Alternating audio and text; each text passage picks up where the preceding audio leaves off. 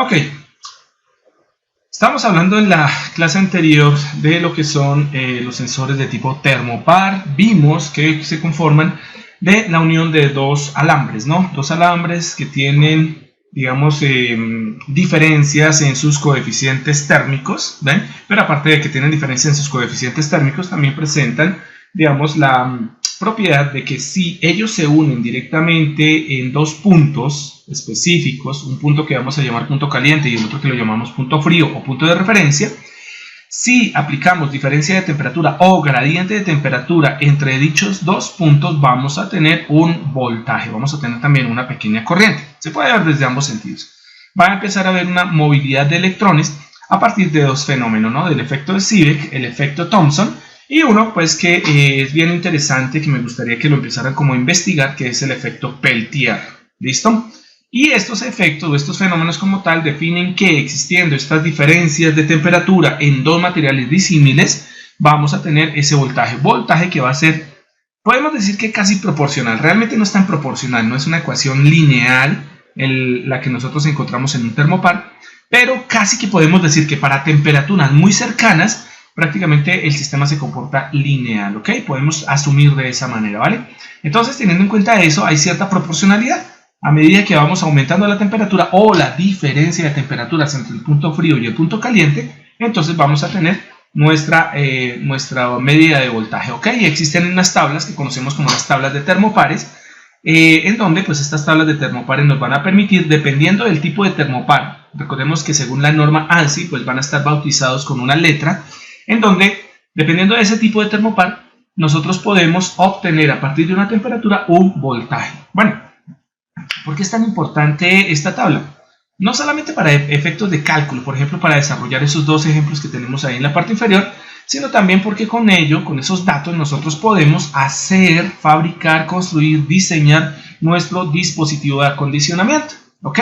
Entonces, vamos a ver más adelante, ya cuando terminemos la parte de sensórica, vamos a ver cómo es que se diseñan a partir de los datos obtenidos directamente de nuestro sensor, datos eléctricos, cómo nosotros podemos empezar a diseñar nuestros circuitos de acondicionamiento.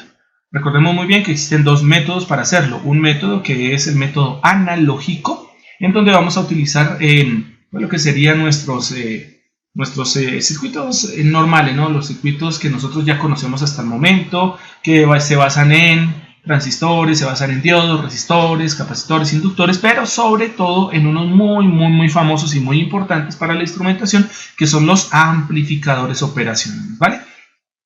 Teniendo en cuenta eso, pues bueno, tendremos que hacer un repaso más práctico que teórico. Y cuando hablo de práctico me refiero más bien como a la aplicación como tal de los amplificadores operacionales, más que a su teoría básica. Ahí veremos algo que se conoce como las configuraciones. Entonces vamos a tener dos grandes configuraciones, que son las configuraciones lineales y las configuraciones no lineales, ¿vale? De tal manera que, bueno, podemos hacer ese acondicionamiento basados en estas tablas, para el caso, por ejemplo, de los termopares. Bien. Bueno, y el otro acondicionamiento que me faltaba decir, pues bueno, saben ustedes, el acondicionamiento digital, ¿no? En donde nosotros podemos utilizar directamente lo que es la conversión analógico a digital.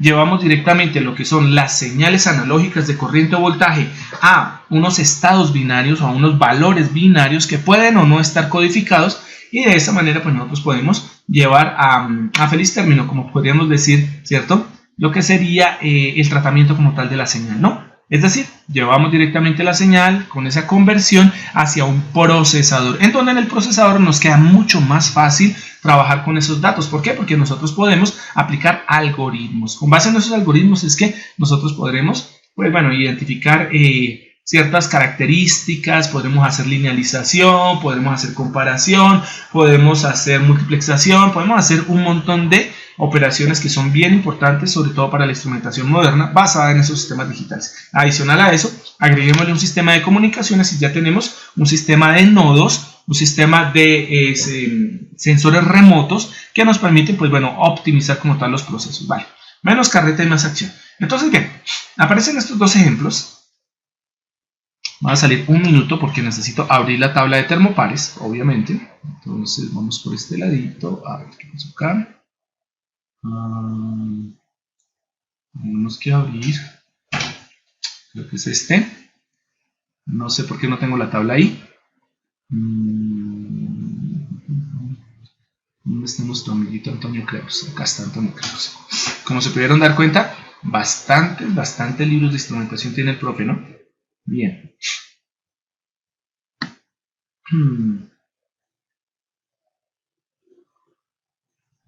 A ver, miramos este PDF que es del libro de Creus.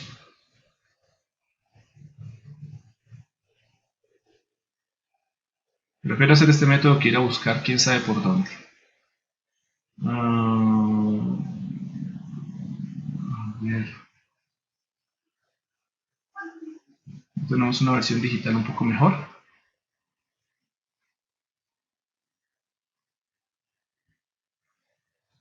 Bueno, de paso se ha dicho, ustedes observen lo que es un libro de instrumentación, ¿no? Si lo ven bien, un libro de instrumentación es bastante, 730 páginas de este librito de Creus de solo instrumentación. Ahí llegamos. ¿Ven? Estas son las páginas para la próxima vez, 295-94. Necesitamos esta para poder desarrollar el siguiente ejercicio. Entonces vámonos por este ladito. Nos vamos acá y vamos a copiar, a ver cómo hacemos para copiar esta cosa. Entonces dice, en un circuito de un termopar tipo J, entonces ya sabemos a dónde dirigirnos, a la tabla de los tipos J, ¿listo? Con una de sus uniones a 0 Celsius. Normalmente esto es un valor de referencia. A 0 Celsius se asume que la gran mayoría de los termopares, al menos digamos los que más se usan a nivel industrial, a 0 Celsius pues van a entregarnos 0 voltios, ¿ok? Bueno, el caso por ejemplo que ustedes observan en la parte superior. Observen que a 0 Celsius, ¿cierto? O a 0 grados, dice ahí la tablita. Observemos que en 0 Celsius se supone que nos debería dar 0 voltios o 0 milivoltios, ¿no? Porque esas escalas están en milivoltios. Entonces, bien, esto es para darnos un valor de referencia a partir del cual podamos hacer cálculos, ¿vale? Se genera un voltaje en circuito abierto a 45 Celsius. ¿Cuál es el valor de dicho voltaje? Entonces, el primer ejercicio es bien simple, porque lo que tenemos que hacer es dirigirnos a la tabla de termopar tipo J y vamos a buscar esta temperatura. Y de ahí, pues, sabemos cuál es el valor de voltaje. Sencillísimo. Cuando venimos hasta acá, venimos a buscar el tipo J. Aquí tenemos tipo T, ¿cierto? Nos vamos buscando los títulos de cada una de las tablas. Aquí tenemos el tipo E. Vámonos al lado contrario. Tipo J. Acá está. Estaba pasando de él, ¿ok? Entonces recordemos muy bien que lo que tenemos que hacer es buscar directamente en las filas. Primero nos vamos por el lado, bueno, para este caso el lado derecho, ¿cierto? Vamos a ir a buscar, izquierdo. Vamos a ir a buscar la temperatura, digamos, en décimas o en decimales más bien, ¿no? 10, 20, 30, 40, 50, etcétera. Y después nos vamos desplazando por las columnas hasta encontrar el valor de los décimas, ¿no? Entonces, para nuestro caso que estamos interesados en conocer el voltaje que tendría un tipo J en circuito abierto, nos dice que a 45 Celsius. Bueno, la ventaja de acá es que si nos damos cuenta en la parte izquierda, ¿vale? Tenemos directamente lo que son las temperaturas de medición del tipo J. Arranca desde menos 210 Celsius, ¿ok? Si nos vamos hacia abajo, nos encontramos con el 40 en la última de las filitas, en la última línea. Entonces, a este punto tendríamos la temperatura a 40 Celsius. Observen, recuerden muy bien. La primera columna sería el valor como tal de 40 Celsius. Aquí en la primera columna no le van a sumar absolutamente ningún decimal, ¿vale? La segunda columna correspondería al 1. Por lo tanto, tendríamos 40 Celsius más 1 Celsius sería 41 Celsius. Entonces, bien, aquí sería a 40 Celsius, 41, 42, 43, 44 y 45. Bien, nos fuimos hasta la sexta columna, en donde la sexta columna corresponde al decimal 5 y la fila en la que estamos pues es el valor 40. Por lo tanto, aquí la respuesta rápidamente es, a 45 Celsius en un termopar tipo J tendríamos aproximadamente un valor de 2,321 milivoltios. Digo aproximadamente porque recordemos que esto está definido para, digamos, de una manera aproximada para cualquier tipo termopar tipo J. Pero pues sabemos que los termopares ahorita pues no es que sean de una excelente calidad, sobre todo los chinos, ¿cierto? Y a veces hay unos errorcitos que deben ser subsanados. Pero a manera ideal deberíamos tener esos 2,321 milivoltios. Primer ejercicio desarrollado. Rápidamente, súper rápido. Bien. Segundo ejercicio. En un circuito de termopar, valga la redundancia, tipo J, estamos sobre el mismo termopar, con una de sus uniones a 0 Celsius, nos está diciendo arranque con la tabla original, ¿cierto? Se genera un voltaje de 5 milivoltios. ¿Cuál es el valor de la temperatura medida y cuál es su sensibilidad en el rango? Bueno, aquí ya aparece algo bien importante y es la sensibilidad. Ojo a esto, en el rango. Entonces lo que nos dice es lo siguiente. Aquí vamos a hacer el proceso contrario. En lugar de buscar la temperatura, vamos a buscar es el voltaje. Por lo tanto, en lugar de irnos aquí por las filas y las columnas que nos indican lo que son las temperaturas, vamos a tener que navegar un poco, vamos a tener que empezar como a tratar de ser bien perceptivos y tratar de buscar ese voltaje de 5 voltios, ¿vale? Están saliendo 5 voltios estadios, ¿vale? Bien, perdón. Entonces vamos directamente hacia nuestro termopar y empezamos a navegar aquí por toda la tabla, ¿bien? Buscando 5, ojo, 5 positivo, ¿no? Entonces vamos por acá, si nos damos cuenta llegamos a la última fila, última columna, que correspondería a 49 Celsius, ahí hay 2.5, por lo tanto no nos sirve, tendremos que seguir bajando por nuestra tabla. Y aquí por simple inspección vamos andando, nos vamos por todas las filitas, y si ustedes se dan cuenta llegamos aquí a la fila de 90. Entonces miren, en 90, 4.725, en 91, 4.780, en 92, 4.834, 93, 4.888, 94, 4.942, 95, 4.996, 96, 5.05. Entonces uno diría específicamente como hacemos a veces, ¿no? Por redondeo y ojímetro yo me quedaría con el 96. Uno diría son 96 Celsius. No se puede. Bueno, profe, entonces vámonos más bien por debajo y entonces serían 95 al redondeo. Pues tampoco, no les funciona. ¿Por qué? Porque el valor exacto de 5 milivoltios se encuentra entre estos dos estados. No puedo ni irme por arriba ni puedo irme por abajo. Observen muy bien que nosotros tenemos variaciones en el orden de las milésimas de milivoltio. Eso significa en microvoltios. O sea, son unas variaciones extremadamente pequeñas. Por lo tanto, eso significa que la resolución pues, va a ser muy alta. Al tener una resolución tan alta, no puedo ponerme de chistoso a redondear, ¿vale? Entonces, lo que debo hacer directamente es encontrar cuál sería aproximadamente el valor de 5 milivoltios. Aquí hay una de las ventajas y es que como estamos tan pegados entre 95 y 96 Celsius, que es donde estaría el valor de 5 milivoltios, pues entonces yo puedo hacer una interpolación. ¿Y qué significa? Yo puedo tomar el valor alto o yo puedo tomar el valor bajo, ¿cierto? Y hacer una simple regla de 3, porque están muy cerquita. Mira, 4.996 a 5.050 son valores tan extremadamente pequeños que yo puedo asumir que hay cierta proporcionalidad en este ranguito. Eso es lo que significa la sensibilidad en el rango. Entonces, vamos a tomar como referencia, podemos tomar, por ejemplo, el valor de 4.996 que está por debajo. ¿Listo? Que eso correspondería a 95 Celsius. Entonces, teniendo ese valor, permítame decir con la nota por aquí, si no se me olvida.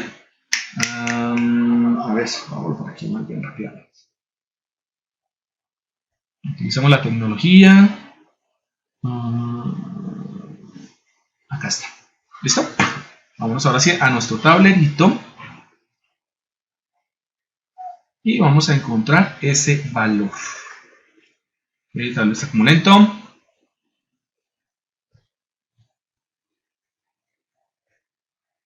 Listo. Bien. Entonces decíamos, queremos encontrar cuál es la temperatura en grados Celsius, ¿cierto? Cuando para un termopar tipo J nosotros tenemos 5 milivoltios en la salida. No se les olvide que es el termopar J. Esta cosa vibra mucho. Entonces, nos vamos directamente por una simple regla de 3. Si nosotros tenemos por debajo en el rango, que decíamos, a 90, a ver, está horrible, a 95 Celsius, nosotros por tabla en el termopar tipo J tenemos 4,996 milivoltios, 4,996 milivoltios. Entonces, para 5 milivoltios, ¿qué valor de temperatura tendremos? ¿Listo? Por lo tanto, regla de 3 simple y directa, entonces tenemos que el valor desconocido X termina siendo igual a 95 Celsius multiplicado por 5 milivoltios, todo sobre 4,996 milivoltios. Y sabemos aquí que las unidades en milivoltios con milivoltios se cancelan y nos quedaría directamente en Celsius. ¿Ok? Entonces tendríamos, vamos a buscar la calculadora. No estoy como muy bueno para las unidades decimales. Sería 95 por 5 igual dividido 4.996. Eso nos daría 95,076. ¿Listo? Entonces el valor de temperatura sería de 95,076. ¿Listo? Celsius. Miren que no es un valor exacto, ¿vale?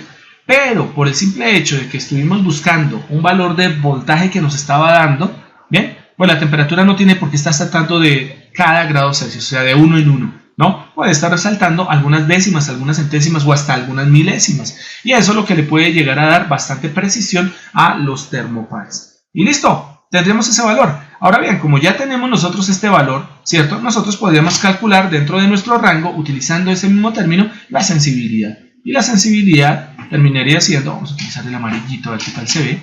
No se ve mucho. Entonces, una pregunta. Sí. Se busca el valor cercano, porque, pero con cualquier valor sí sería un crecimiento lineal, así se hace regla de 3, ¿no? Sí, pero solamente puede tomar, cuando usted busca un voltaje y encuentra ese voltaje, que ese voltaje se encuentra entre dos temperaturas, entonces ahí puede asumir que hay linealidad. Solo en ese pedacito. Le voy a explicar acá. Va a salir un minutito con H de esta cosa. Porque uno podría decir, Inge, entonces mire, si los 5 voltios se ubican acá entre 95 y 96 Celsius, y como yo estoy asumiendo que el termopar tiene linealidad, entonces yo podría, por ejemplo, tomar esos 5 voltios y hacer regla de 3, por ejemplo, con 90, que hay 4.725 milivoltios. Uno podría decir sí, pero digamos que en un rango tan amplio, es decir, por ejemplo, en solo la fila de 90, observen que el valor mínimo a 90 Celsius es de 4.725. Miren el valor máximo en esta fila. En esta fila el valor máximo es 5,268. Si yo tomo el rango amplio de 90, es decir, de 90 a 99 Celsius, y sobre ese rango yo calculo, ¿cierto?, cuál debe ser la temperatura a 5 milivoltios, que está como por aquí en la mitad, voy a tener más error. Entonces, ¿en dónde está el rango? El rango está en donde si nosotros buscamos ese voltaje y encontramos que ese voltaje se ubica entre dos temperaturas, que fue el caso que nos dio a nosotros, ¿no? Entre 95 y 96, entonces mi rango va a ser el menor siguiente a esos 5 milivoltios y el mayor siguiente a esos 5 milivoltios. Es decir, no sería bueno tomar desde 90 hasta 99, sino mejor tomar desde 95 hasta 96, porque aquí sí va a haber mejor linealidad, no exacta, no perfecta, pero va a ser una linealidad mucho mejor que en un rango más amplio. Entonces sí, la idea básica es buscar el voltaje, ¿cierto? Ubicar el voltaje, si el voltaje está perfecto, está exacto en uno de los puntos descritos en la tabla, pues bueno, ya tienen el valor directo. Si no lo tienen, entonces simplemente toman en ese punto el menor y el mayor, ¿sí?, el menor y el mayor inmediatos a ese valor de voltaje que nosotros obtenemos, y sobre ese es que se calcula. ¿Vale? Ese es el rango que podemos decir rango de trabajo, rango dinámico. ¿Sí? ¿O no? Sí, señor. Vale, listo. Bueno, la sensibilidad es fácil, porque como estamos tomando un rango, uno diría, profe, pues tomemos los valores que hay entre 95 y 96. No, pero que ustedes ya tienen acá el de 90 y el de 95.076. Ahí en ese punto les podría dar más exacto. Entonces, la sensibilidad se calcula directamente por el hecho de que, como estamos asumiendo no, estamos tomando un rango que es bastante lineal, entonces la sensibilidad va a ser directamente ¿qué? La temperatura, que para nuestro caso sería 95,076 Celsius, ¿cierto? Que sería el mayor, menos 95 Celsius, que sería el menor en el rango, ¿cierto? Sobre, aquí tendríamos entonces lo que sería la resistencia, ¿no? A ver, tengo al revés esto, chicos. Espérenme 5 porque es salida sobre entrada, no entrada sobre salida. Ajá, me estaban barrando. Ahora sí. Es salida sobre entrada la sensibilidad. La salida es el voltaje, la entrada es la temperatura. Entonces deberíamos tener ahora los voltajes. Entonces arriba tendríamos el valor de, a ver si lo tenemos por acá, 5 milivoltios, que sería el valor que nosotros tenemos de medida en el termopar, menos lo que sería el valor menor a 5 milivoltios, que es 4.996 milivoltios, 4,996 milivoltios. Ahora sí, la salida es en voltios, bueno, milivoltios, sobre la entrada, que en este caso sería 95,076 Celsius menos 95 Celsius. ¿Listo? Y entonces tendríamos, permítame 5 segundos, lo hacemos acá, 5 menos 4.996 igual dividido 0.076. ¿Listo? Nos daría, a ver que se me hizo el lápiz, esta división nos daría 0, nos daría 0,0526. 0,0526. ¿Listo? Milivoltios por Celsius. ¿Listo? Y esa es la sensibilidad. 0.0526 milivoltios por Celsius. ¿Ok? La pregunta es, profe, si lo hubiésemos utilizado no con 95 la regla de 3, sino con 96, que me imagino que esa fue también parte de la pregunta del compañero, si hubiésemos utilizado más bien la regla de 3, no utilizando el menor, sino el mayor, que era 96, ¿hubiésemos llegado a la misma respuesta? Seguramente no sería exactamente igual, ¿sí? Tendríamos de pronto algunas pequeñas variaciones. Pero en cuanto a las primeras cifras, seguramente las primeras cifras significativas sí coincidirían bastante, ¿ok? Se los dejaría para que hicieran la prueba, pero digamos que en este caso tenemos unos valores aproximados que son bastante buenos y que podemos, en ese caso, cuando utilicemos lo que sería el acondicionamiento de señal, pues llegar directamente a hacer una aproximación, es decir, a afinar un poco, por ejemplo, esas milésimas o esas centésimas que tanto en la parte del valor de la temperatura como en la parte de la sensibilidad calculada, pues se pueden llegar a ajustar, ¿ok? ¿Listo? Era bastante sencillo. ¿Bien? Ok, vamos a andar otra vez por acá. Listo. Bien, la tabla de termopares, no recuerdo si la subí, si no, pues ahorita verifico. Y pues si alguna cosa la subo. ¿Sí? Sí, ahí está, justo la estaba mirando. Ah, ok, vale, perfecto. Ok, bien. Bueno, como les decía ahorita, ¿no? Estas aproximaciones que estamos tomando, como su nombre lo indica, son aproximaciones, son valores que pueden llegar a servirnos.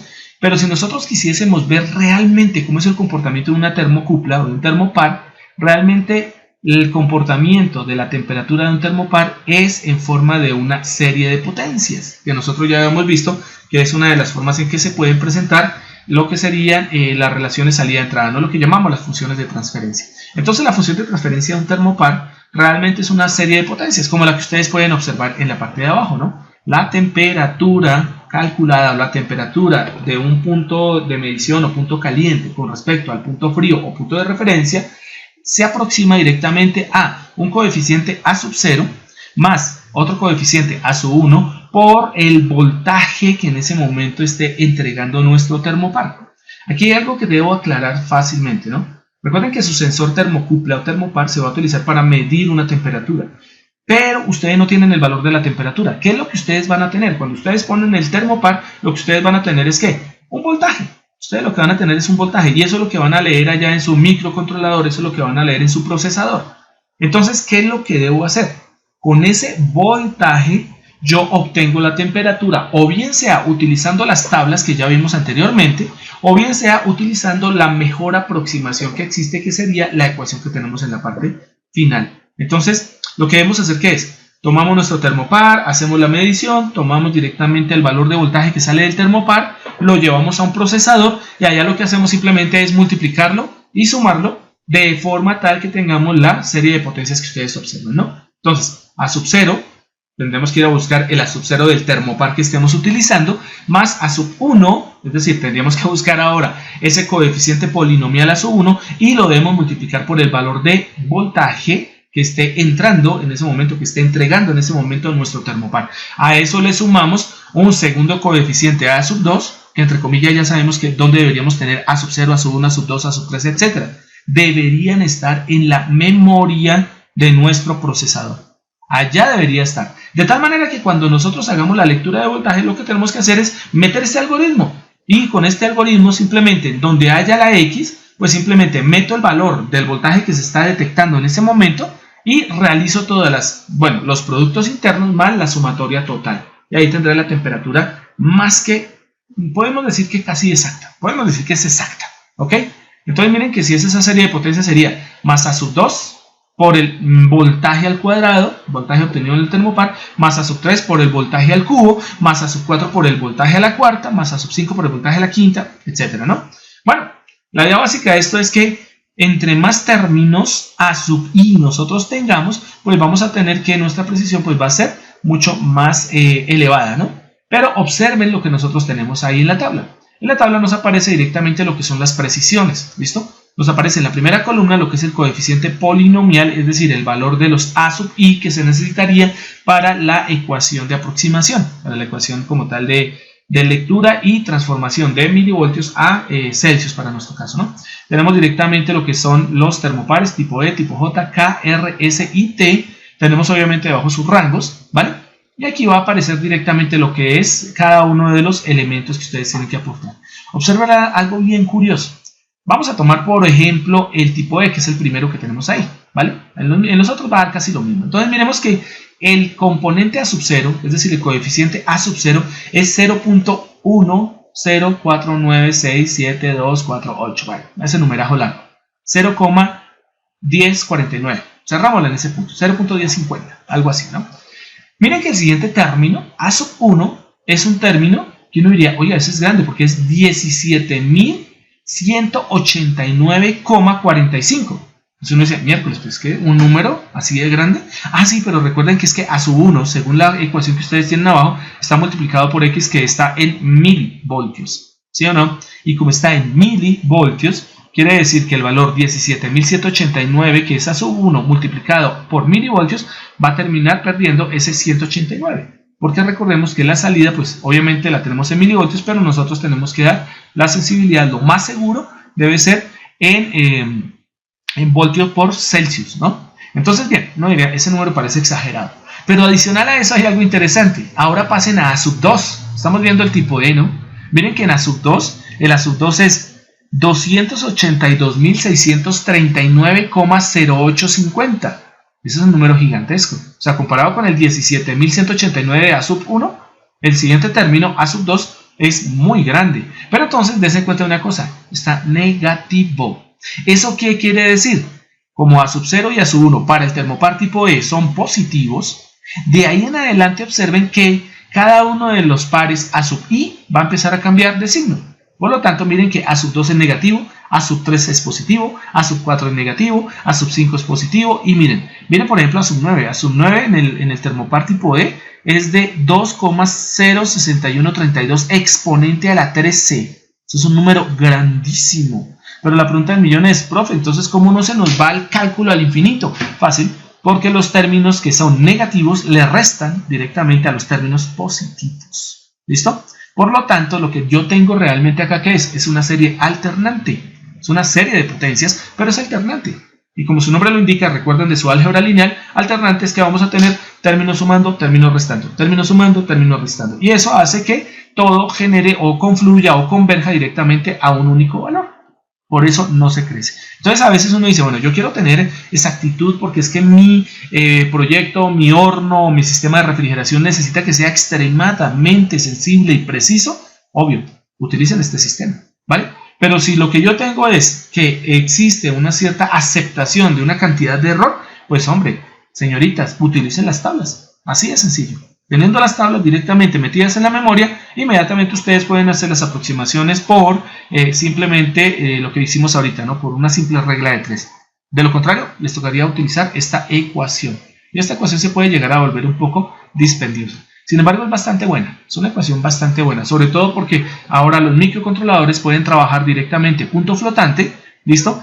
pueden trabajar ese punto flotante de una manera tal que ustedes pueden tener valores tan grandes como ese A sub 9 de 2.06132 exponente a la 13 y hacer las operaciones rápidamente, dándonos como tal, ¿cierto?, la convergencia de la temperatura con una precisión muchísimo más alta, ¿vale?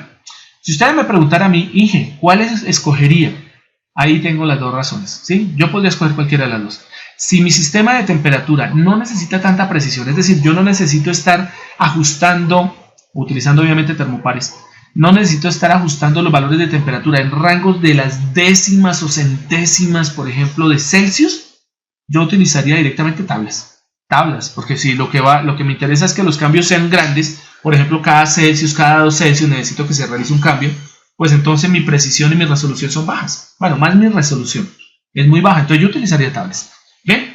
Pero si lo que yo quiero es tener precisión en las décimas y centésimas de Celsius, entonces yo utilizaría esto. ¿Bien? Ahora, personalmente hablando, y sobre todo si yo sé programar y sé trabajar en sistemas embebidos, bueno, obviamente no tendría ningún tipo de motivo para decir que utilizo tablas. Yo utilizaría esta siempre. Siempre. Además, ¿por qué meter estos números? Solo es meterlos allá. Y miren que la ventaja que tiene este sistema, ¿cuál sería? Si ustedes meten estos datos en las tablas y ustedes dicen tipo E, tipo J, tipo K, tipo R, tipo S, tipo T, pues tienen una ventaja. Y es que ustedes tienen un termopar tipo J. Entonces, ¿qué hacen? Tienen una pantallita, una LCD, y ustedes le dicen, por favor, seleccione el termopar. Seleccionan el tipo J. ¿Qué va a hacer directamente en mi programa? Mi programa tiene que ir a buscar todos los coeficientes polinomiales A sub i de la tabla J. No, es que imagínense que ya no quiero el J. Resulta que no pude comprar el J, me tocó comprar un K. Entonces, ¿qué hace uno? Cuando enciende la máquina, ¿cierto? Y la máquina le dice, por favor, selecciona el tipo de termopar, pues selecciono el tipo K. Apenas selecciono el tipo K, entonces mi algoritmo va inmediatamente y me carga de la memoria, me lee de la memoria directamente todos los coeficientes A sub i, pero de tipo K. Entonces, imagínense que el sistema tendría la disponibilidad de poder ajustarse a cualquier tipo de termopar. Y eso sería un dispositivo que tendría cierto grado de, entre comillas, inteligencia. ¿Bien? Listo. Y vienen algunos sensores que son bien interesantes. Permítanme decir porque es que esta línea de abajo me molesta bastante. Listo. Vienen los... A ver, ¿qué pasó? Acá. Vienen entonces los transductores de temperatura integrados. ¿Realmente qué significa que sean integrados? Ahí hay dos concepciones bien interesantes. Lo primero es que al hablar de integrados estamos hablando de los sistemas semiconductores. Los semiconductores ya vienen en forma integrada, ¿no?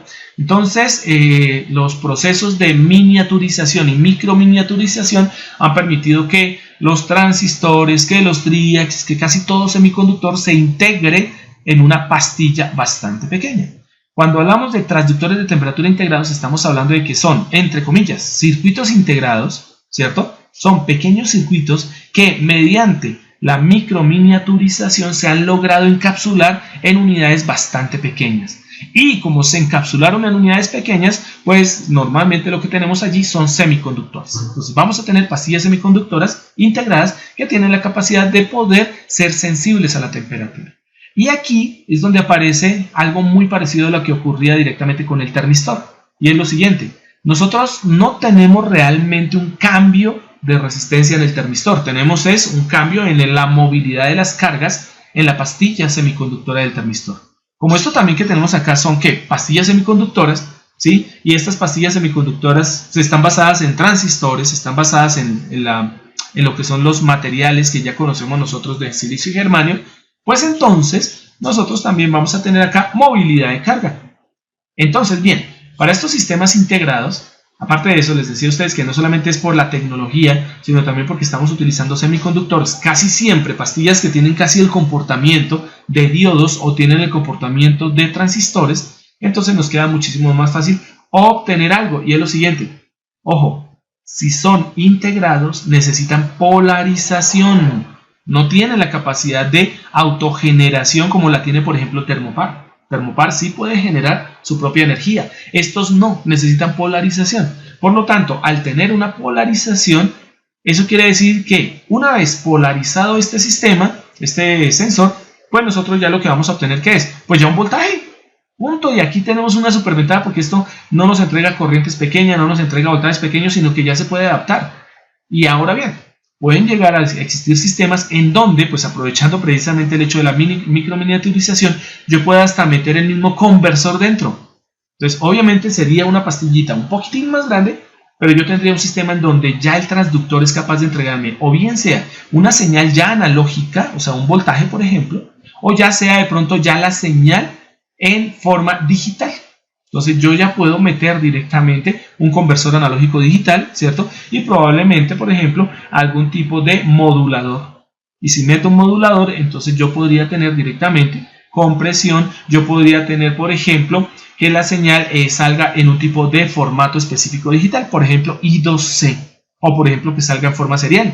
O que salga en forma de WART. Cualquiera de esos tipos de comunicaciones que ustedes verán más adelante en su asignatura de comunicaciones. Entonces, bien, aquí está la ventaja, que ya puedo tener circuitos o sistemas de sensores de temperatura que pueden llegar a ser inteligentes, que pueden llevar hasta sus propios sistemas de comunicaciones, ¿vale? Bien, pero los más básicos, los más básicos, realmente ¿qué son? Transistores y diodos. Ese es el trucazo en este elemento. Los transductores de temperatura básicos de tipo integrado normalmente son diodos o transistores bipolares que tienen sensibilidad a la temperatura. Bien, basados en las ecuaciones de los diodos y los transistores, nos vamos a dar cuenta que la temperatura es muy importante. Un transistor bipolar normal, como el que ustedes trabajaron en electrónica 2, electrónica 1, ¿cierto? Tiene una tendencia a modificar, ojo a esto, sus puntos de operación o sus puntos de trabajo. Cuando yo diseño un amplificador con transistores, si este amplificador se calienta, si este transistor se calienta, nosotros vamos a tener que el punto de operación se mueve. Ya no es el que nosotros diseñamos, sino empieza a desplazarse. Entonces, ¿esto qué significa? Chicos, fácil. Que un sensor, o más bien un transistor que tiende a mover su punto de operación cuando se calienta, cuando está trabajando en modo de amplificador, pues ¿por qué no utilizamos ese principio? Hagamos una cosa, calentemos el transistor y obliguemos al transistor a que mueva su punto de operación, y ese movimiento de su punto de operación pues será la temperatura que obligó a que se moviese. ¡Punto! Entonces es bastante simple, ¿ok? Por eso es que el LM35, para los que ya lo conocen, se dan cuenta que el LM35 uno perfectamente lo puede confundir con un transistor. Técnicamente el LM35 tiene las características de un transistor, solo que está modificado de tal manera que la idea es poder entregar una salida de voltaje en uno de sus pines, ¿bien? Que es casi que proporcional. Bueno, podemos decir que es muy proporcional porque son muy lineales, ¿listo? Es proporcional a la temperatura. Voltaje de salida proporcional a la temperatura de entrada. ¿Bien? Ya lo veremos con el ejemplo típico y clásico que es el LM35. Entonces, bien, ¿cuál es la idea? La unión PN siempre va a ser dependiente de la temperatura. Cuando la temperatura se aumenta en una unión PN, en un transistor o en un diodo, ¿cierto? Lo que vamos a tener que es el aumento como tal de la energía cinética de los portadores de carga. Como los portadores de carga, tanto huecos como electrones, se empiezan a agitar, ellos tienen la capacidad de poder saltar mejor y más fácilmente a través de la zona de disrupción, la zona en donde se supone que las cargas no se pueden mover, o sea, no pueden saltar. ¿Qué sería exactamente en la unión? Entonces nosotros tenemos esa zona prohibida, o esa zona de polarización, o esa zona, como decimos nosotros, de caída de potencial, etcétera. Todas las definiciones que se pueden tener en la unión. Bien, el aumento de temperatura obliga a mayor movilidad de las cargas. Y mayor movilidad de las cargas obliga ¿a qué? A que puedan moverse mucho más fácilmente a través de la unión, por ejemplo, cuando utilizamos polarización inversa. ¿Por qué no polarización directa? Porque cuando ustedes logren polarizar un diodo, por ejemplo el de silicio, cuando ustedes alcancen el 0.6 voltios en un diodo normal, el diodo se dispara y el diodo empieza a conducir. Y recordemos la curva del diodo. La curva del diodo es exponencial. ¿Bien? Por lo tanto, los transistores y los diodos que se utilizan para este caso como sensores de temperatura normalmente buscan la polarización inversa. Normalmente. ¿Vale? Hay algunos casos específicos donde no pasa eso. ¿Bien? Pero para el caso de nosotros casi siempre sí se busca esa polarización inversa. ¿Bien? Bueno, bueno, ¿qué dice ahí? Los modelos comerciales presentan características entrada-salida lineal. Eso ya lo dijimos, son muy lineales, muy buenos. ¿Bien? Solo que comparados con los termopares y con, por ejemplo, los termistores, los rangos son menores. O sea, los sensores integrados no tienen un espectro tan amplio de lectura de temperatura. Entonces ahí es donde sí vamos a tener una pequeña limitante. ¿Vale? Bueno. ¿Qué es lo que tiene la primera ecuación de raro realmente? La primera ecuación no tiene nada raro porque es la ecuación normal de un transistor, ¿ok? Es la ecuación que siempre hemos visto, en donde nos dice directamente, miren, la corriente de un transistor, la corriente de colector, por ejemplo, esa ecuación es de un transistor en emisor común, ¿no? La corriente de colector o corriente colectora termina siendo igual a un alfa sub F. No se les olvide que ese alfa corresponde directamente a una ganancia, ¿no? En polarización directa. Multiplicado directamente por una corriente de emisor, ¿cierto? Es una corriente de emisor, ¿bien? Y esta corriente de emisor queda multiplicada por el exponente de Q por U sub BE sobre K por T. Esa ecuacioncita, para los que no la recuerdan muy bien, esa ecuación deriva específicamente del diodo. ¿Se acuerdan que el comportamiento de un diodo es totalmente exponencial? Pues ese exponencial está ahí. ¿Bien? Una vez un diodo se dispara, lo que nosotros tenemos en el primer cuadrante es simplemente que el diodo eleva su corriente hasta el infinito. Eso era lo que teníamos en los diodos ideales reales, ¿vale? ¿De qué depende ese exponencial? Q es la carga neta directamente sobre la unión. VV, ¿cierto? O sea, VBE o sub BE, ¿ven? Corresponde al voltaje de polarización entre la base y el emisor. Estamos hablando de un emisor común. ¿Bien? Entonces, la carga multiplicada por el voltaje de polarización base-emisor sobre la constante de Boltzmann, K, multiplicado por la temperatura de la unión, eso nos define directamente la corriente de colector. Es la famosa ecuación del diodo. Entonces, lo que estamos hablando es, oiga, existe exactamente en la unión base-emisor, ¿cierto?, una sensibilidad a la temperatura, que desde el punto de vista de la corriente de colector se refleja dicha temperatura como esa ecuación exponencial. Pero miren una cosa, perdón, a eso le tiene que restar ¿qué? Una corriente colectora, ¿cierto? Esa corriente colectora es en cortocircuito, no se le olvide que esa S corresponde a shortcut, ¿no? Shortcut, que significa en cortocircuito. La corriente colectora en cortocircuito, por E a la menos, el mismo factor, solo que en lugar de tener el voltaje de la unión base-emisor, tengo el voltaje de la unión colector-base. ¿Por qué? ¿Se acuerdan ustedes que un transistor se puede considerar como un doble diodo? Claro, el transistor NPN es como si yo tuviese unido dos diodos, en donde el elemento común que es la base. Entonces yo tengo un diodo que es el diodo base-emisor y tengo el otro diodo que es el diodo base-colector. Entonces miremos que aquí lo que nos están diciendo, mire, la corriente de colector que ustedes van a obtener, ¿cierto? Va a ser igual a la corriente que pasa, ¿cierto? Directamente la corriente que pasa entre la unión base-emisor, ¿cierto? Obviamente teniendo en cuenta que es sensible a la temperatura, menos la corriente que fluye entre la unión colector-base. Porque la polarización del transistor en base-emisor es directa, mientras que la polarización en colector-base es inversa en los transistores en emisor común. ¿Vale? Esta ecuación ya la habían visto hace tiempo, pero lo que nos está diciendo es simplemente la corriente total va a ser igual a la corriente dependiente de la temperatura entre la unión base-emisor menos la corriente dependiente de la temperatura entre la unión colector-base. Bueno, y ahí no se les olvide algo, ¿no? Que en la parte de la corriente de emisor, corriente emisora, ¿cierto? Esa corriente emisora está positivo el exponente, ¿no? Mientras que la corriente colectora está negativo, E a la menos Q. ¿Eso qué significa? Ah, bueno, lo que sería el movimiento de la corriente. La corriente en colector está en contraflujo con la corriente de emisor. ¿Listo? Bien. Bueno, entonces, ¿qué se hacen consideraciones ahí en esas ecuaciones? Realmente las ecuaciones se ven por saber que simplemente hay una corriente que va a ser dependiente completamente de la temperatura, ¿vale? Entonces, la corriente en circuito abierto va a ser igual a una, a una constante beta, que es una constante térmica, multiplicada por la temperatura de medida al cubo por el exponencial de menos la carga multiplicado por un voltaje. Ese voltaje V sub G es un voltaje de fuga. ¿Listo? El voltaje de fuga directamente sobre la unión. Todo esto sobre K por T. Eso simplemente es para ¿qué? Es para poder definir que existe, ¿listo?, una corriente neta que va a fluir a través de nuestro transistor y que sigue siendo totalmente dependiente de la temperatura, y ese beta nos dice directamente que es también dependiente del material. O sea, no va a ser cualquier tipo de transistor bipolar. Una cosa es cómo funcionaría un 2N2222 como un sensor de temperatura, y otra cosa es cómo trabajaría, por ejemplo, un transistor, por ejemplo, a ver cuál. 2N3904. Aunque son casi el mismo, realmente cambian específicamente en esas ganancias, y las ganancias se definen en función al tipo de transistor. Y ese beta que aparece en esa ecuación es dependiente del transistor, ¿vale?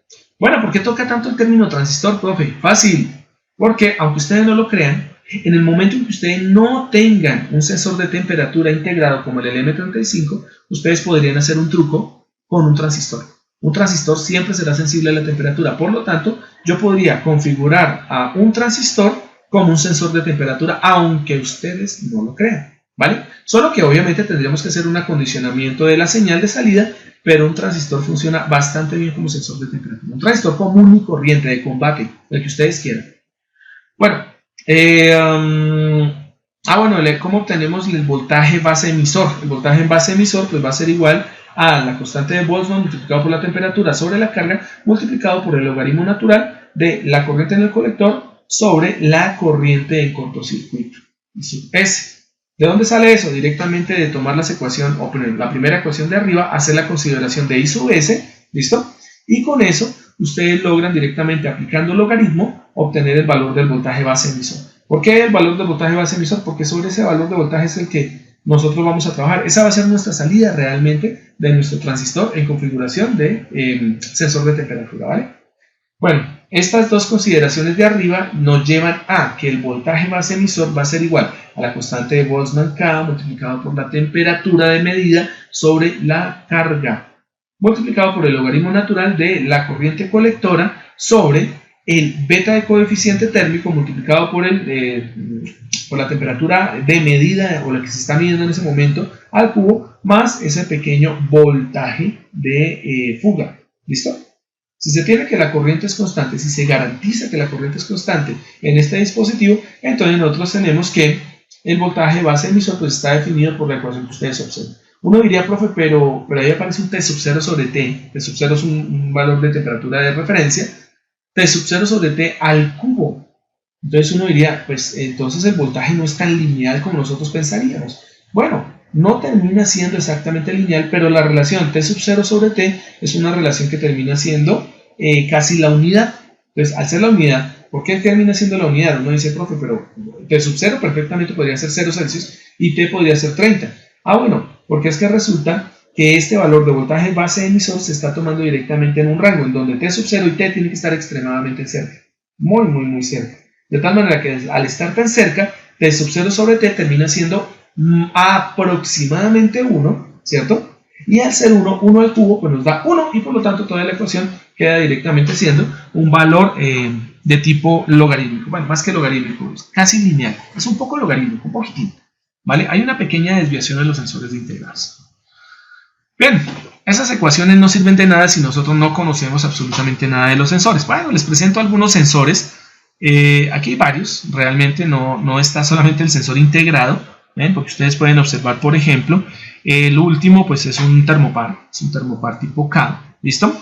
El de la mitad del azulito que ustedes observan ahí, ese es tipo termistor, ¿ven? Ese es termistor modificado, es un sensor de temperatura o humedad.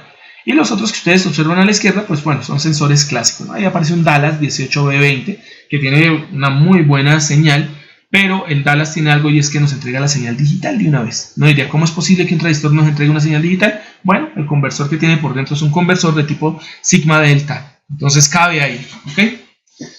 Entonces, bueno, ahí aparecen diferentes tipos de modelos. Entonces aparecen los modelos, el AD, que es de analog, ¿cierto? Que son bastante utilizados. Miren el primero. ¿Sí? Bueno, si lo podríamos comparar con el último sería interesante. Pero bueno, miren el primero, el AD592CN. El AD592CN tiene una sensibilidad de 1 microamperio por Kelvin. Un microamperio. O sea, esta cosa es extremadamente sensible. Por cada Kelvin que cambie la temperatura, nosotros vamos a tener 1 microamperio de cambio a la salida del AD592. Eso es bastante, ¿no? O sea, bastante sensible. Por lo tanto, es obvio que este tipo de dispositivo debe ser un poquitín más caro, más difícil de conseguir y obviamente tiene que ser utilizado para aplicaciones muy especiales, ¿vale? Miremos el rango de trabajo a lo que les decía a ustedes. Para el caso de los sensores térmicos de tipo semiconductor, ¿cierto? Los integrados, miren que los rangos son chiquitos. bueno, pequeños comparados realmente, por ejemplo, con lo que es capaz de medir un termopar, ¿no? Miren que, por ejemplo, para ese famoso AD592CN, el rango es mínimo 25 Celsius, máximo 105 Celsius. No mide por encima de ese valor. No es que no mida, realmente, sí mide. Lo que pasa es que ya se pierde la linealidad. Entonces ya pierden esa linealidad y por lo tanto, pues ya los valores van a ser un poco extraños. ¿Bien? Pero miren, entonces, en todos, si hacen una exploración de los rangos, en todos los que aparecen ahí de ejemplo, miren que no pasan de 150 Celsius. ¿Listo? O sea, técnicamente son para temperaturas en donde pues, no podríamos decir que se puede hacer una aplicación industrial, ¿no? Ya cuando necesitamos 400, 600, 700, pues estos no serían utilizados para ese tipo de aplicación. Pero, por ejemplo, están dentro del rango de la temperatura normal, temperatura ambiental. Entonces, podríamos tener temperaturas que estén alrededor de la temperatura ambiental, que para el caso de los humanos podría ser, por ejemplo, lo que sería el aire acondicionado, ¿cierto? Llámese por calor o por frío, pero podríamos directamente regular con este tipo de sistema, ¿no? Entonces, bien, miren las precisiones, ¿cierto? La precisión de más o menos el 0.5% es una precisión muy buena. ¿Eso qué quiere decir? Quiere decir que nosotros vamos a tener un pequeño rango de error, ¿listo? Por cada microamperio que ustedes cambien, en función a cada Kelvin que se cambie, vamos a tener un pequeño errorcito del más o menos 0.5 Celsius. Eso es medio Celsius, que siempre es un poco alto, ¿vale? Pero bueno, es una precisión que, digamos, en el orden de los microamperios, 0.5% de un microamperio, pues esa cosa es la mitad del microamperio, o sea, no es mucho tampoco. Bien, los de combate, bueno, de ahí para abajo aparecen el ADS-43, el AD22-100K, que es de Analog. Bueno, y empiezan a aparecer las series LM. La serie LM es una de las de más combate, de las que más se utilizan, sobre todo por su extremada linealidad. Miren la linealidad que tiene. Y uno dice, profe, pero ¿usted cómo sabe la linealidad? Porque la sensibilidad me dice la linealidad. Miren la linealidad que tiene. En el LM35A es de 10 milivoltios por Celsius. Por cada grado Celsius que cambie, yo voy a tener un cambio de 10 milivoltios a la salida. Eso es lo que vamos a tener. Ah, bueno, y otra cosita que se me olvidó decirles. ¿Cómo se define la linealidad? ¿Cómo yo puedo expresar la linealidad si en una tabla no aparece? Fácil. Si en la sensibilidad aparecen estos rangos exactos. Si la sensibilidad no me aparece como una derivada o no me aparece como una ecuación, ¿listo? Sino la sensibilidad me aparece como ustedes están viendo en este momento, como números, ¿bien? En donde ese número relaciona directamente la variable de salida sobre la variable de entrada, es porque el sistema es lineal, ¿ok? Entonces, en las sensibilidades acá me están determinando sistemas lineales. Entonces, miren que son 10 milivoltios por Celsius. El 35A se puede trabajar desde menos 55 a 150 Celsius y tiene pues una precisión de más o menos un Celsius, que eso es bastante bueno, bastante bueno. Si estamos hablando directamente de un Celsius, quiere decir que hay una variación en un rango de aproximadamente máximo 10 milivoltios. ¿Sí? Entonces no es mucho tampoco por el rango. Bien, bueno, y aparecen el resto. Los TMP también son muy utilizados, sobre todo porque son bastante sensibles, pero tienen un rango de error un poco más alto, ¿vale? Y ahí aparecen los diferentes criterios de comparación, no son los únicos, pero son los más, digamos, generales que podemos encontrar entre las RTDs, los termistores, los termopares y los sensores de temperatura integrados, ¿vale? Aparecen los rangos de temperatura para la RTD comúnmente, no quiere decir que no se encuentren de otros valores, sí se encuentran, pero esos son como los más generales. Comúnmente la temperatura en el RTD desde menos 250 Celsius hasta 750 positivos, en el termistor desde menos 100 hasta 500, en el termopar de menos 267 a 2316, ¿vale? Vuelvo y lo digo, normalmente podemos encontrar mayores. Y en los sensores integrados, pues de menos 55 a 200, dependiendo del tipo de sensor, ¿no? La precisión, la mejor de las precisiones es la RTD. ¿A qué se debe? A su altísima linealidad, ¿vale? Por lo tanto, la precisión es muy buena en la RTD, ¿vale? En el termistor, pues bueno, depende de la calibración. ¿Qué significa depende de la calibración? Mejor que la calibración. Depende de cómo ustedes utilicen el circuito de acondicionamiento, ¿vale? Por ejemplo, un termistor tiene un buen porcentaje de medición, una buena resolución, una buena sensibilidad cuando ustedes lo utilizan en un divisor de tensión. Pero si ustedes, por ejemplo, ponen un termistor en un puente de Wheatstone y no ponen uno, sino ponen dos, uno de medida y otro de referencia, entonces ustedes elevan bastante lo que es la precisión, ¿cierto? La precisión de su sistema de medida. El termistor en sí solo es malo, pero el termistor en un puente de Wheatstone con eso se llama con compensación, que lo veremos más adelante. ¿Ven? Van a darse cuenta que el termistor mejora muchísimo la forma de su precisión, la manera en que encuentra en que nos entrega la señal de salida, ¿ok? En el termopar, pues bueno, la precisión es buena, no es la mejor, pero es buena, es aceptable, porque tiene cierta linealidad, no tan buena como la RTD, ¿no? Pero es una linealidad condicionada, ¿bien? Y en el sensor integrado, pues nosotros tenemos que también es una precisión buena, no la mejor, pero es buena. La linealidad, bueno, la de la RTD es buena, ¿cierto? La linealidad del termistor es la peor de todas. ¿Se acuerdan ustedes la curvita que nos dio? Sobre todo la PTC. La PTC es horrible, ¿bien? Porque no es una curva, son varias curvas. La linealidad en el termopar es buena, sí, aceptable. Realmente es aceptable. Y la del sensor integrado es la mejor. Es el más lineal de todos. Bueno, también porque el rango es más pequeño, ¿no? Eso tiene una ventaja. Tener un rango más corto, pues aumenta muchísimo la linealidad. La sensibilidad, ¿cierto?, es la menor en la RTD. Ustedes recuerden muy bien que la RTD es conductor, es un alambre calentándose, y pues la variación como tal está en un rango muy corto y por lo tanto pues vamos a tener una sensibilidad muy pobre, ¿no? La mejor de la sensibilidad es la del termistor. Recuerden la curva tan horrible, esa curva tan rápida que nosotros tenemos en el NTC, ¿no? La curva de decremento de la temperatura es súper rápida, es una curva que es extremadamente sensible, sobre todo en sus regiones asintóticas. En el termopar es la peor de todas las sensibilidades. Y uno dice, uy, profe, pero usted estaba diciendo ahorita que es la mejor. ¿Se acuerdan las tablitas? ¿Se acuerdan que hicimos las aproximaciones? Hicimos unos ejercicios de aproximación. Pues sí, hicimos asumiendo que teníamos esa linealidad, pero recuerden que no es tan lineal. ¿Listo? No es el mejor. Y aparte de eso, pues bueno, en el rango de temperatura que tenemos, que da hasta 2316 o más, pues la sensibilidad disminuye. Entre más rango se tenga, menor sensibilidad se tiene, ¿no?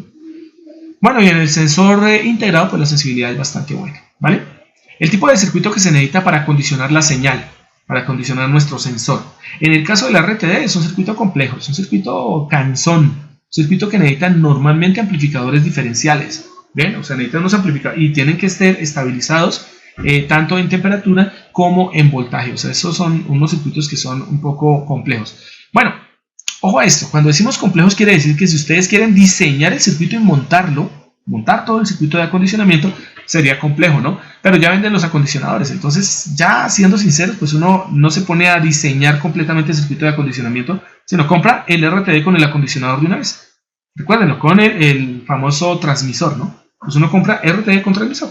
Sí sale más carito, pero bueno, de todas maneras se ahorran un montón de tiempo tratando de crear el circuito de acondicionamiento. En el termistor, bueno, depende de qué tanta precisión y de la región de trabajo que ustedes quieran, ¿no? Y también de la cantidad de energía que ustedes vayan a aportar al termistor.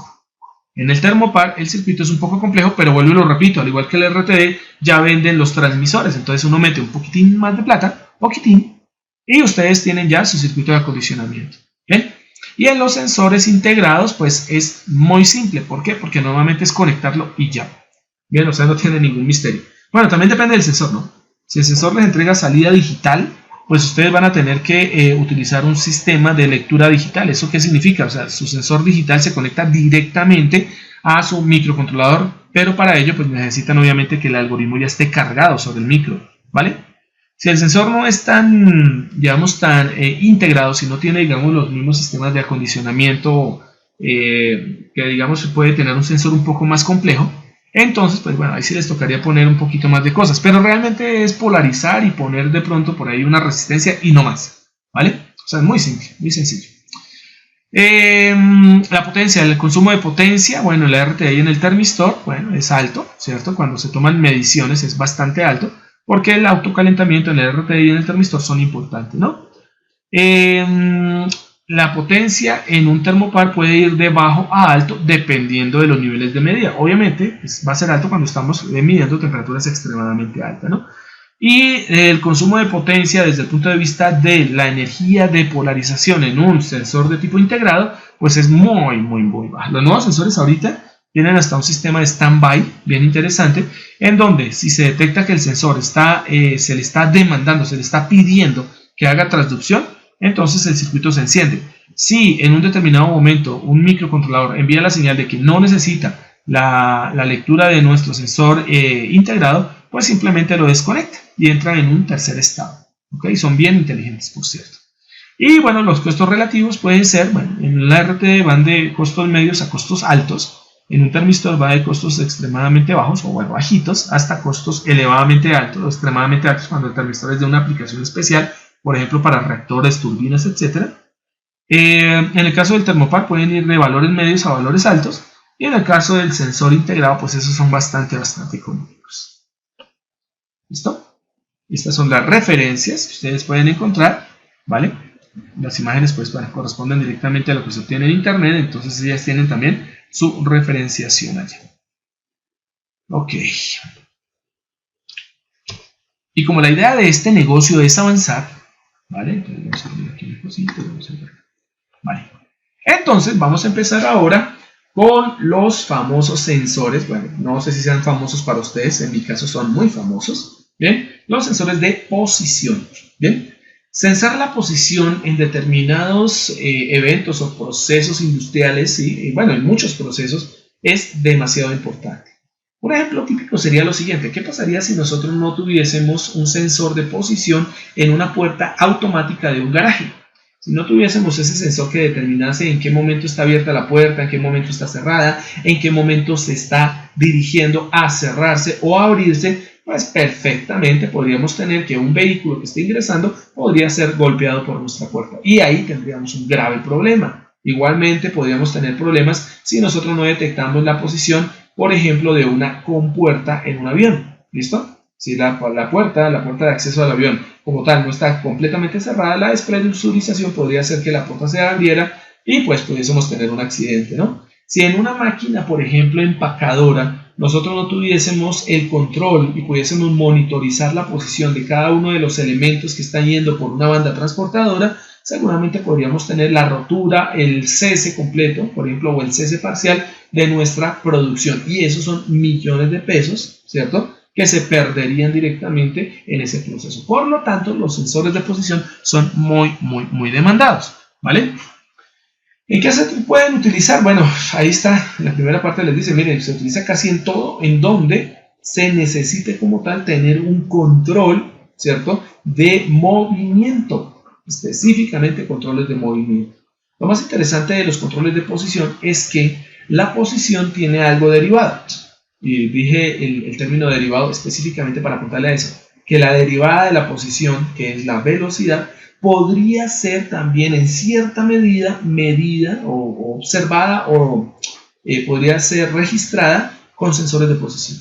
¿Cómo así? O sea, el sensor de posición puede medir posición, obvio, por eso se llama así, sensor de posición. Pero que un sensor de posición pueda medir velocidad, claro, porque es que la velocidad, ¿qué es? Es la razón de cambio de la posición del movimiento por unidad de tiempo. Ah, entonces fácil. Si yo pongo un sensor de posición a medir eso mismo, la posición, y voy y miro directamente cuál fue el cambio de la posición que estoy midiendo con respecto a una variable temporal, es con respecto a un tiempo de inicio, un tiempo final, yo hago la relación directa de posición versus tiempo y tengo la velocidad por defecto. Entonces, los sensores de posición son bastante útiles, sobre todo para medir también elementos como pueden ser las velocidades. Y uno diría, profe, pero entonces, si nosotros tenemos que la posición y la velocidad se pueden medir con este tipo de sensores, entonces podríamos medir la segunda derivada de la posición. ¿Y quién es la segunda derivada de la posición? La aceleración. Bueno, ahí sí ya no es tan fácil, ¿ok? Ya no es tan fácil medir la segunda derivada, porque la segunda derivada indica la razón de cambio de la razón de cambio de la posición. O sea, es una doble razón de cambio.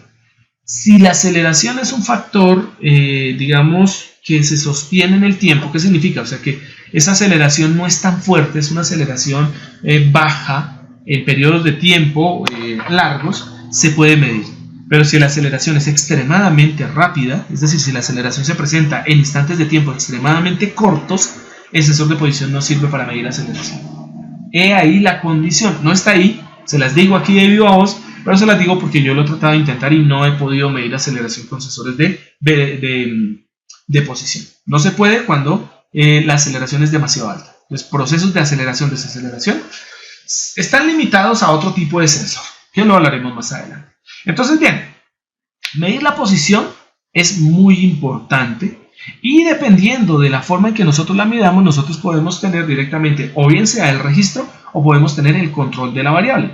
Es obvio que si la posición que nosotros estamos midiendo es un movimiento, la actuación, es decir, en un sistema de control, nosotros actuaríamos directamente sobre el dispositivo que produce dicho movimiento. Y por defecto, la mayoría de movimientos a nivel de lo que sería la parte eléctrica y electrónica siempre serán motores. Por lo tanto, aquí vamos a tener algo muy ligado en el hecho de que un sensor de posición normalmente debe de alguna manera estar conectado al motor o al dispositivo que se encarga de generar el movimiento, ya sea de manera directa, es decir, que el sensor esté pegado directamente al motor, o que esté incluido o que esté integrado en el motor, que hay sensores que tienen eso, ¿vale?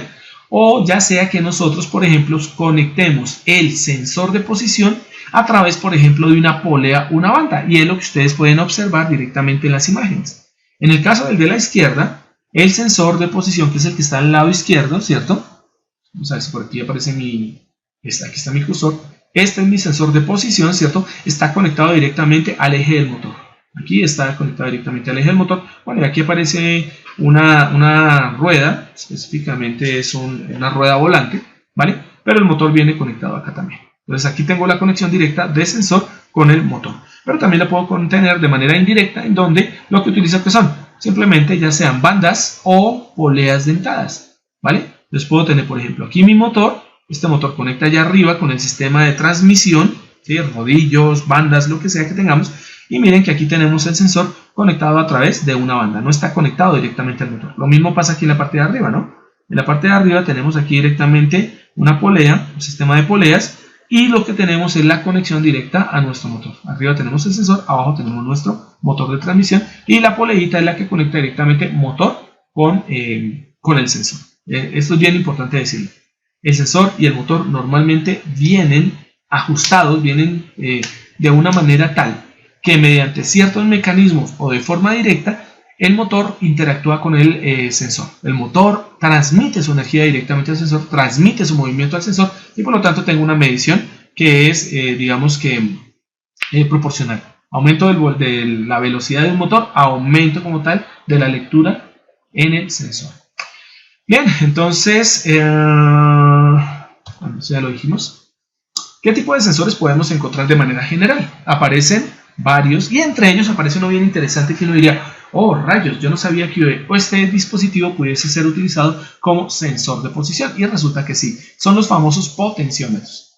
Bueno, más que potenciómetros deberían ser resistores variables, ¿no? Porque recordemos que el potenciómetro se puede conectar de forma potenciométrica o el resistor variable se puede conectar de forma reostática. O sea, yo puedo tener esos dos términos. Entonces, normalmente los sensores de posición están conectados de forma potenciométrica. ¿Qué significa? Que si el potenciómetro es de 3 terminales, 2 extremos que van conectados a la resistencia, ¿cierto? O que son la resistencia como tal, y uno central que corresponde al cursor variable, entonces nosotros tendremos directamente la conexión potenciométrica. Si no tenemos 3 terminales, sino solo tenemos acceso a 2, entonces sería reostática.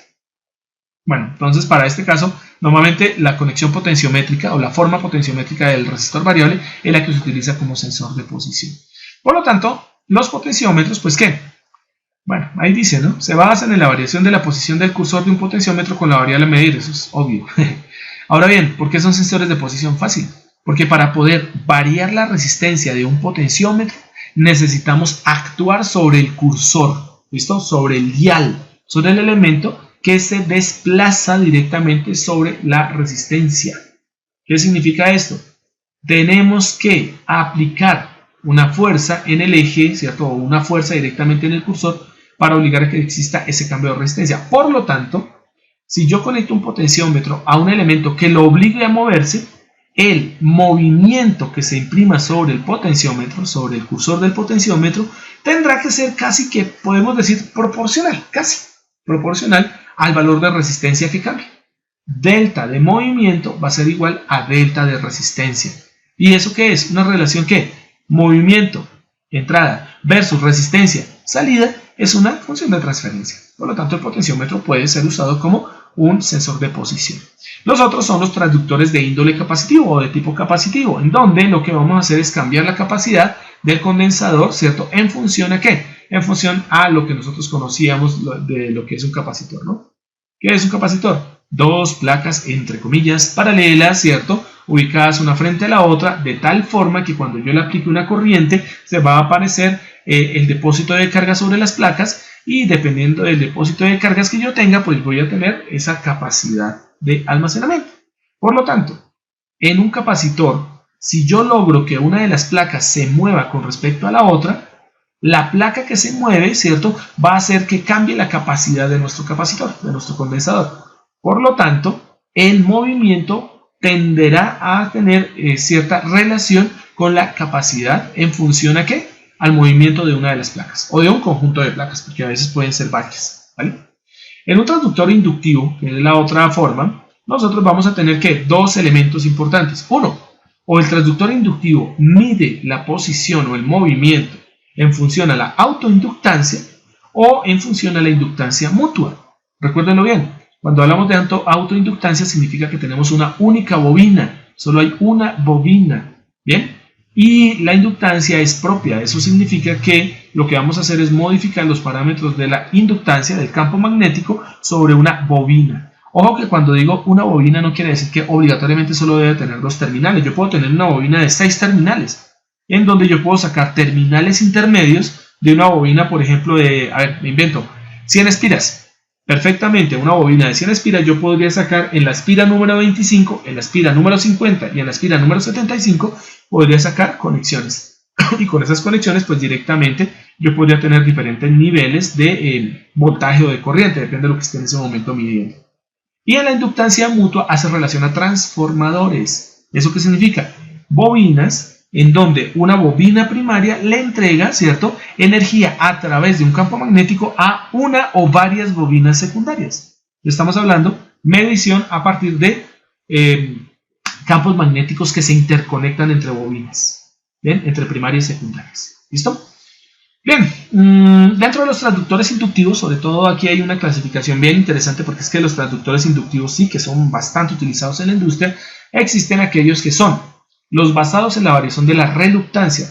Recuerden que la reluctancia es como la resistencia magnética, ¿no? La oposición al flujo de campo magnético en un sistema magnético. ¿Ven? Eso es la reluctancia, la resistencia magnética. El transformador diferencial de variación lineal, o conocido por su nombre LVDT, ¿listo? Que significaría Linear Variable Differential Transformer, algo así más o menos. ¿Ven? Entonces tendríamos el famoso LVDT y los RVDT, que serían transformadores diferenciales de variación rotacional. ¿Listo? Eso es lo que significaría RVDT. Como su nombre lo indica, transformador. Por lo tanto, va a tener bobina primaria o bobinas secundarias. Y los otros que se conocen como transformadores variables, de los cuales aparecen tres que son característicos a nivel industrial, que son el transformador síncrono trifásico, que se llama sincro. Normalmente lo van a encontrar no con la I latina, sino lo van a encontrar con la I griega. ¿Bien? Y bueno, para apuntar de una vez, para que no se les olvide, Syncro es el nombre de una empresa. Entonces se le bautizó como Syncro al dispositivo, pero pues ya por defecto casi todo el mundo lo conoce así, a cualquier tipo de transformador síncrono trifásico. El resolver o resolucionador en español, yo normalmente le digo resolver, y el otro que es el Inductosin. Inductosin también es una marca comercial, ¿vale? Y por último tenemos los famosos codificadores ópticos. Cuando digo que son famosos es porque son famosos y son los que más se usan. Además porque son más fáciles de ajustar. Además porque un codificador óptico tiene una ventaja y es que nos puede entregar la señal digital. Y lo que tengo que hacer es que con la gran cantidad de microcontroladores y dispositivos embebidos que hay, pues yo ya podría hacer lecturas directamente de un codificador óptico sin tener que hacer un montón de cosas raras como son los acondicionadores de señal. Entonces hay una ventaja bastante grande con ellos. Y bueno, a veces aumentan y tienen una resolución bastante amplia, tienen una precisión muy buena, ¿cierto? Y realmente son pequeños, son cómodos, tienen un montón de ventajas con respecto a los tres anteriores, ¿vale? Pero bueno, hay algunos defectos que más adelante también veremos, ¿no? En unos videos que les voy a entregar. Bien, entonces los codificadores ópticos se pueden encontrar tanto de posición lineal como angular. Son conocidos en inglés como encoders. Entonces vamos a tener encoders lineales y encoders angulares. Lo interesante del encoder de posición lineal es que precisamente se utiliza para eso, para determinar la posición de un movimiento sobre un eje, bueno, más que sobre un eje, en una sola dimensión. ¿Ok? Como ejemplo práctico, creo que yo debo tener uno, voy a buscarlo y se lo voy a mostrar en la siguiente clase, ¿vale? Un encoder lineal fue muy utilizado o es muy utilizado en cierto tipo de impresoras, en unas impresoras en donde la idea básica es conocer la posición de una cabeza de impresión. Entonces, ahí digamos que tiene que hacerse una variación con respecto al elemento que va a permitir medir la posición lineal con respecto a un sensor de tipo angular. ¿Bien? Pero se van a basar en algo y es precisamente en el bloqueo o permitir el paso de una luz desde un emisor hacia un receptor. Realmente lo que se utiliza es el modo que llamamos modo barrera. Vamos a utilizar codificadores ópticos en modo barrera. ¿Bien? ¿Qué tenemos dentro de los codificadores ópticos? Los codificadores tacométricos. Tacométrico indica de velocidad, o sea, velocímetros. ¿Listo?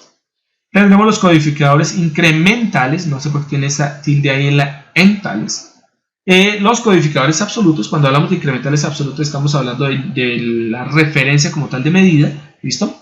Y basados en unas franjas que se conocen como las franjas de Moiré, ¿listo? Que son bien interesantes, porque son un efecto óptico bastante chévere. Bien, en la parte derecha pueden observar algunas imágenes de lo que serían diferentes tipos de sensores. Los de arriba son sensores rotacionales de tipo inductivo, los que le siguen son lineales de tipo también inductivo y el de abajo corresponde directamente a algo que se conoce como un pistón. ¿Ven? Ven, el primero que veremos es el potenciómetro y los reóstatos, de los cuales, vuelvo y lo repito, el más utilizado es el potenciómetro. ¿Cuál es la diferencia entre la conexión potenciométrica y la conexión reostática? Se los había dicho ahorita, pero lo podemos observar en las figuras B y C. Cuando yo tomo un resistor variable y tengo en cuenta los tres terminales de manera independiente, por ejemplo, los dos extremos los puedo conectar a un divisor de tensión y la señal de medida la tomo directamente sobre el cursor, estoy utilizando los tres terminales de forma independiente, yo lo que tengo es un sistema divisor de voltaje. Eso es un potenciómetro. Potenciómetro es un divisor de voltaje. Entonces, yo tengo la medida sobre el voltaje que aparece entre uno de los extremos y el cursor. Por lo tanto, uno de los extremos actuará como referencia y el cursor será el elemento de medida. Bien, miremos el tipo C o la figura C. En la figura C podemos observar que lo que tenemos es que es el mismo resistor variable, exactamente el mismo. Solo que vamos a unir uno de los extremos directamente con nuestro cursor. ¿Con eso qué logramos? Observen que aquí en este caso yo tengo una única trayectoria por donde viajaría la corriente, que sería, si nos vamos de derecha a izquierda, por el cursor hacia la resistencia. Miren que prácticamente es como eliminar el terminal del extremo derecho, ¿cierto? Al eliminarlo, al unir el extremo derecho con el cursor, solamente estamos dejando la porción de la izquierda, lo que esté a la izquierda del cursor, como medida. Bien, como solo tengo una vía de flujo de corriente, y en el caso B, si tengo dos vías de flujo de corriente, entonces, si en el caso B tengo divisores de tensión, en el caso C tengo corriente, tengo un limitador de corriente, y eso es un reóstato. ¿Cuál es el problema de tener un limitador de corriente? Que debe eliminar mucha potencia. ¿Bien? Cuando tenemos muy poca resistencia en esa figura C, cuando bajamos el cursor, cuando el cursor lo corremos muy a la izquierda, vamos a tener una cantidad de resistencia tan bajita que si la corriente se incrementa, pues la potencia que debe disipar un reóstato va a ser igual a I cuadrado por R. La resistencia baja, pero la corriente elevándose al cuadrado quiere decir que en el modo C seguramente no me va a servir, o sea, en el modo reostático seguramente no me va a servir un resistor variable de carbón, en donde el elemento resistivo sea carbón. ¿Por qué no va a servir? Porque se va a quemar, se va a fundir, ¿vale? Entonces la diferencia fundamental es, en el potenciómetro tengo divisores de voltaje, en el reóstato tengo un limitador de corriente, en el potenciómetro yo puedo utilizar, ¿cierto?, cualquier tipo de material. En el reóstato tiene que ser alambre que tenga la capacidad de poder disipar potencia, porque va a generar mucho calor, ¿ok? ¿Listo? Bien, bueno, en el dibujo A, en la gráfica A, ustedes pueden observar cómo es el modo potenciométrico, el modo de medición potenciométrica. ¿Qué debemos utilizar? Bueno, por defecto, no es la única manera de hacer la conexión, pero es la más utilizada. Vamos a tomar el potenciómetro y lo que vamos a hacer es conectarle una polarización. Les vamos a poner una fuente en los extremos del resistor, ¿vale? Y vamos a tomar nuestro cursor, el Whipper, vamos a tomarlo directamente como una unidad volante. ¿Qué significa volante? No vamos a conectarlo a ninguno de los extremos, o sea, no va a estar conectado de manera directa ni al positivo ni al negativo de la fuente de energía, ¿no? Al voltaje de referencia V sub R que aparece ahí. ¿Cuál es la idea de poder hacer el cambio de medida? Debemos tener en cuenta la siguiente ecuación, recuérdenla muy bien. La resistencia es igual a la resistividad ρ multiplicada por la longitud del elemento resistivo dividido entre la sección transversal o área de nuestro material resistivo, de nuestro elemento, de nuestro hilo que estamos utilizando como resistor. Bien, entonces el área no va a cambiar. El resistor siempre va a tener la misma área, va a tener el mismo grosor. No va a cambiar directamente la resistividad. ¿Por qué? Porque el resistor, ese R sub T que ustedes tienen ahí, no va a cambiar de propiedades eléctricas, no va a cambiar de material. ¿Qué cambia?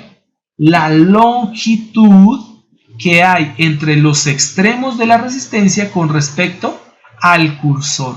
Cuando yo muevo el cursor sobre la pista resistiva, lo que yo voy a tener es que cambia la longitud.